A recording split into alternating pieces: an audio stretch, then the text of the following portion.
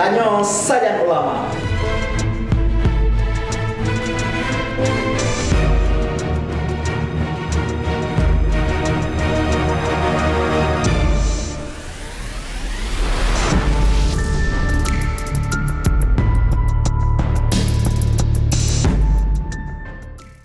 Assalamualaikum warahmatullahi wabarakatuh.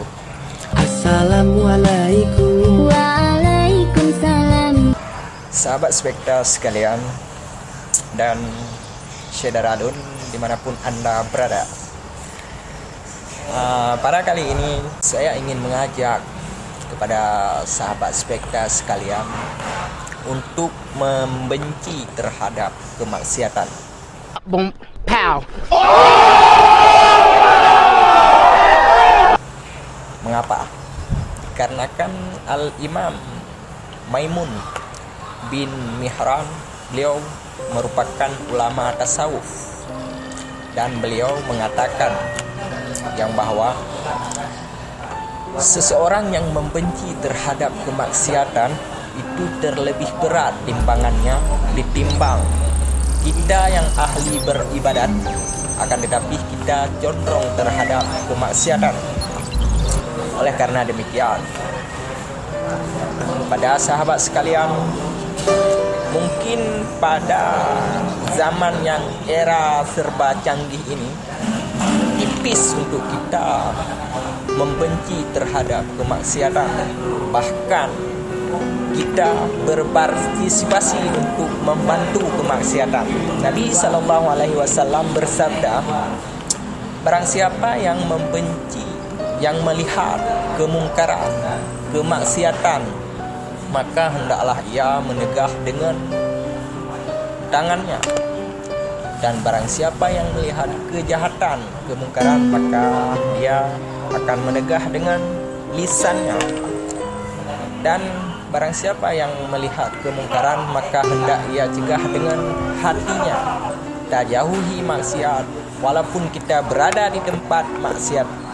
Dan kita yang sudah berada di tempat yang bagus, di tempat yang dikelilingi oleh ilmu-ilmu pengetahuan, kita juga harus berbaik sangka terhadap kawan-kawan kita, sahabat-sahabat kita, walaupun mereka berada di tempat-tempat yang jauh sangat dengan pergaulan dan kehidupan kita, yang namun bila mereka mempunyai rasa benci terhadap kemaksiatan, maka mereka juga akan mendapatkan pahala yang besar ditimbang dengan kita yang berada di tempat yang bagus, di tempat yang berilmu pengetahuan, akan tetapi hati kita masih condong terhadap kemaksiatan.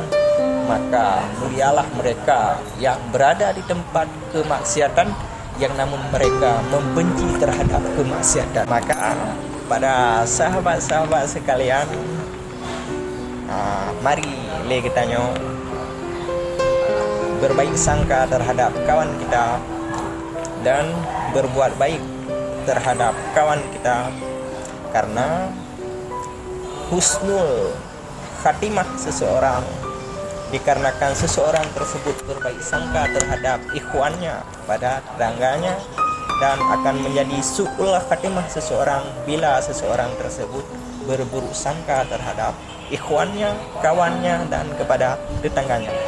Maka dari saya mengajak kepada sahabat sekalian untuk berbaik sangka kepada kawan-kawan kita, tetangga-tetangga kita, dan kita mudah-mudahan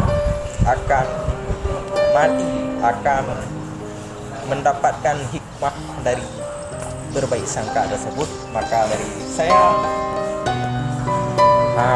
hanya ini yang dapat saya sampaikan kepada sahabat sekalian. Moga-moga ini menjadi bahan renungan bagi diri kita dan sahabat-sahabat sekalian. Ya, akhiri wabillahi taufiq wal hidayah. Wassalamualaikum warahmatullahi wabarakatuh.